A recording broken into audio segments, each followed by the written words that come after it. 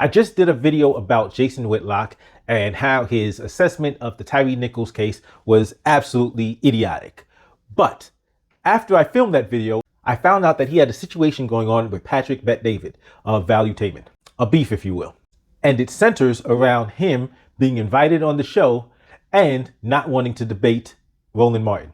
I'd seen a tweet from Jason Whitlock about some bad experience he had had on Monday, and he wished he had been not dealing with that so that he could discuss the whole Kyrie Irving trade. I didn't know what he was talking about. We now know what he was talking about. Turns out that he was invited on Patrick Bet-David's podcast, and Roland Martin was also there. And Patrick Bet-David wanted all of them to discuss police reform and stuff like that, racial relations, that kind of thing. Apparently, Jason Whitlock stormed out because he didn't want to debate Roland Martin. And some people are saying, okay, he was kind of ambushed.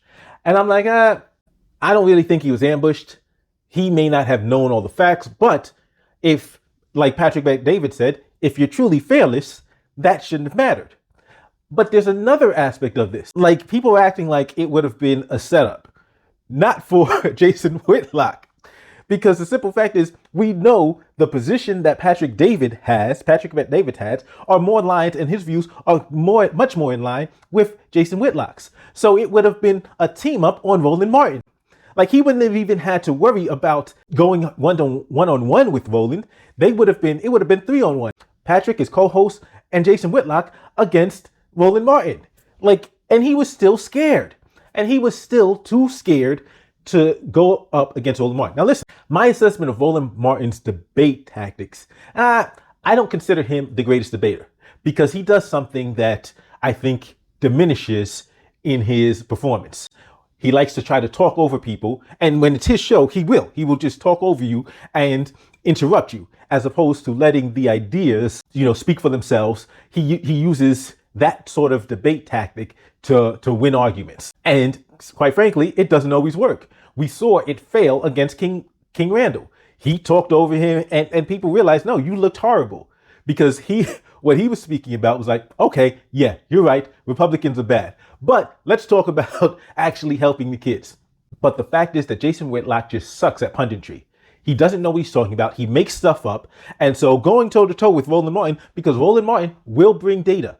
Jason Whitlock is lazy as hell.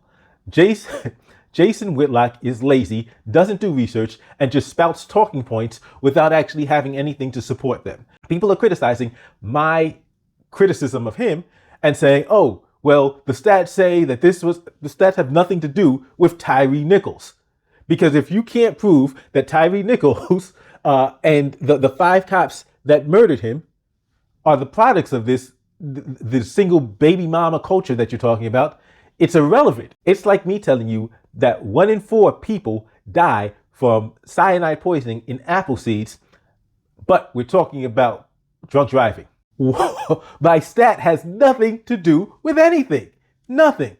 But that's what Jason Whitlock does. He just spouts stuff off the top of his head. He just makes stuff up. He's intellectually lazy, and he will shift and adjust his perspective or whatever his talking points are to fit whatever grift he's currently involved in. And he's a coward, because we see, like, it's amazing that I'm talking about how much of a coward he is. And we see demonstrated just earlier this week, him running from a chance to debate Roland Martin, and he had help. It wasn't even just going to be him. It was going to be him, Patrick Bet-David, and Patrick Bet-David's co-host against Roland. It was going to be a team up. This was like, it was handed on a platter, and he was still too scared to go through with it. Wow, this dude is a coward. Wow, this dude, like and Patrick Bet-David said it quite succinctly. You should probably change the name of your show from Fearless to Fearful, because quite frankly, nobody's buying it anymore. That's it for this one. As always, don't forget to hit the thumbs up, like, share, subscribe if you have not subscribed already, but feel free to give me a thumbs down if you disagree with what I'm saying. And if you're a fan of Jason Whitlock and you think, oh, you're a nobody anyway, nobody knows who you are, nobody cares who you are, go ahead, give me the thumbs down and tell me that in the comment section, just because. I'll see you next time.